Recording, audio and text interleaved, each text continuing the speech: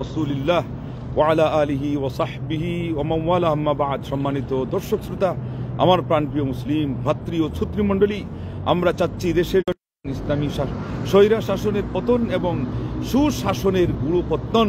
যদি এটা আমরা আসলেই চাই, তাহলে আসুন কি ক্রাইটেরিয়া, কি আমাদের সেখানে কোয়ালিটি, কি আমাদের সেখানে বৈশিষ্ট্য প্রয়োজন, আজকে আমরা মহাগ্রন্থ আল কোরআনুল কারীম থেকে 3 জায়গা থেকে মোটের উপর আমরা নিব।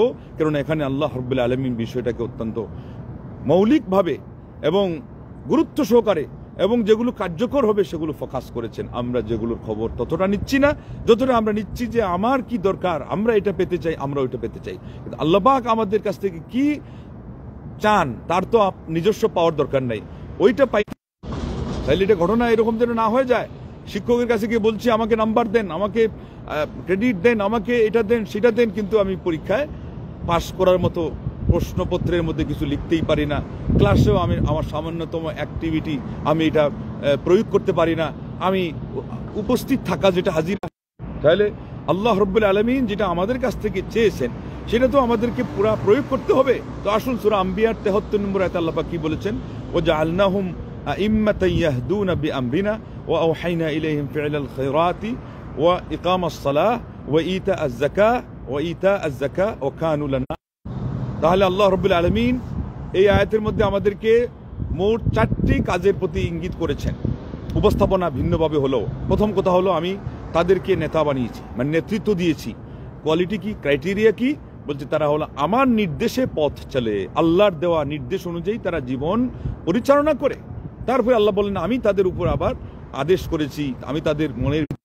তাহলে আল্লাহ রাব্বুল আলামিন তাদের মনের ভিতরে ঢেলে দেন, প্রত্যাদেশ অনুবাদ করলে যদি সঠিক হয় হলো, না হলে আদেশ করেন। সেটা কোনটা? ফি'লাল খায়রাত, ভালো কাজ, কল্যাণমূলক কাজ, এগুলো করতে হবে। তারপরে বলেছেন নামাজ, যেটা সালাত প্রতিষ্ঠা করা, যাকাত আদায় করা, যাদের উপর যাকাত। তাহলে কল্যাণমূলক কাজ বলতে আমরা যেটাকে জনস্বার্থের কাজ, সমাজ সেবার কাজ, ওয়েলফেয়ার, চ্যারিটি ফান্ড এর মাধ্যমে গরিব দুঃখীদের সাহায্যার্থে এগিয়ে যাওয়া, এবং যারা আজকে আমাদের পর্যবেস্ত বন্যার্থ এইভাবে। তাহলে আমরা পাইলাম একটা কল্যাণমূলক কাজ করা। 2 নম্বর হলো, এবং এটা হলো 2, প্রথম নম্বর কি ছিল? আল্লাহর নির্দেশ অনুযায়ী চলা, আর 2 নম্বর হলো কল্যাণমূলক কাজ করা, 3 নম্বর হলো সালাত প্রতিষ্ঠা করা। আচ্ছা, তাহলে আল্লাহ রাব্বুল আলামিন এখানে আমাদেরকে 5টা ক্রাইটেরিয়ার কথা বলেছেন। 5টার মধ্যে আমরা 3টা আলোচনা করেছি। 4 নম্বর হলো যাকাত প্রদান করা, অথবা এটা সহজ যদি শুনে থাকেন তাহলে পরে এই আয়াতের মধ্যে 5টি কোয়ালিটির কথা আল্লাহ বলছেন। ক্রাইটেরিয়া বলেন, কোয়ালিটি বলেন, গুণাবলী বলেন। প্রথমটা হলো আল্লাহর দিক নির্দেশনা অনুযায়ী চলা, 2 নম্বর হলো কল্যাণমূলক কাজ করা, 3 নম্বর হলো সালাত প্রতিষ্ঠা করা, 4 নম্বর আর 5 নম্বর হলো ওয়াকানু লানা আবিদিন, আল্লাহ রাব্বুল আলামিনের ইবাদতে সদা সর্বদা নিয়োজিত থাকা, লিপ্ত থাকা, মশগুল থাকা। তাইলে আবিদ হওয়া লাগবে।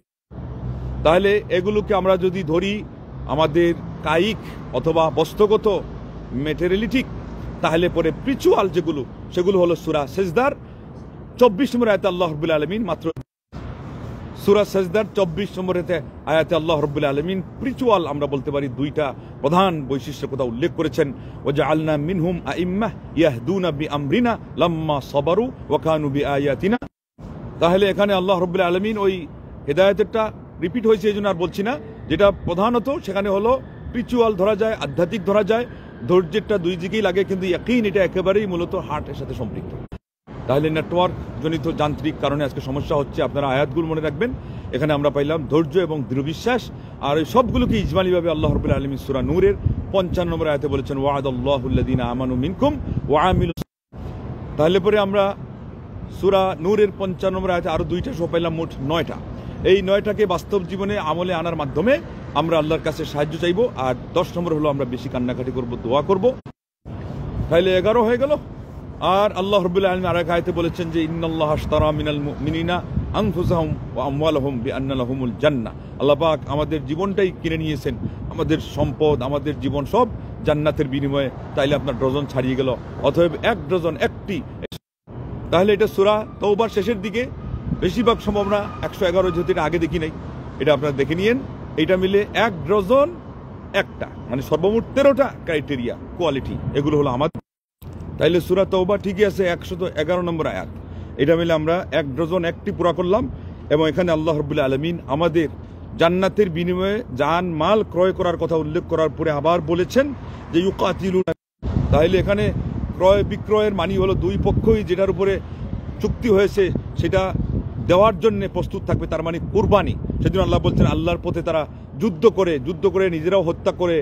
তাহলে ক্রয় বিক্রয় হলো পৃথিবীর মধ্যে সবচেয়ে চূড়ান্ত চুক্তিনামা। এখানে একেবারে একটা বিসর্জন দিয়ে আরেকটা নিতে হয় ওই পক্ষ থেকে বিসর্জন দেওয়ার মাধ্যমে। আর আল্লাহ পাক আমাদেরকে বলেছেন যে আমরা এটাই করি, যুদ্ধে গিয়ে নিজেরা হত্যাও করি। আল্লাহ রাব্বুল আলামিন তার নিজের উপরে এটাকে ওয়াদা হিসাবে ফিক্সড করে নিয়েছেন, অবধারিত করে নিয়েছেন এবং এটার বিবরণ রেখে দিয়েছেন তাওরাতে, ইনজিলে এবং মহাগ্রন্থ আল কোরআন কারীমের মধ্যে। এরপরে বলছেন যে ব্যক্তি আল্লাহর ওয়াদা, তাহলে পরে আল্লাহ পাক বললেন তোমরা যদি তোমাদের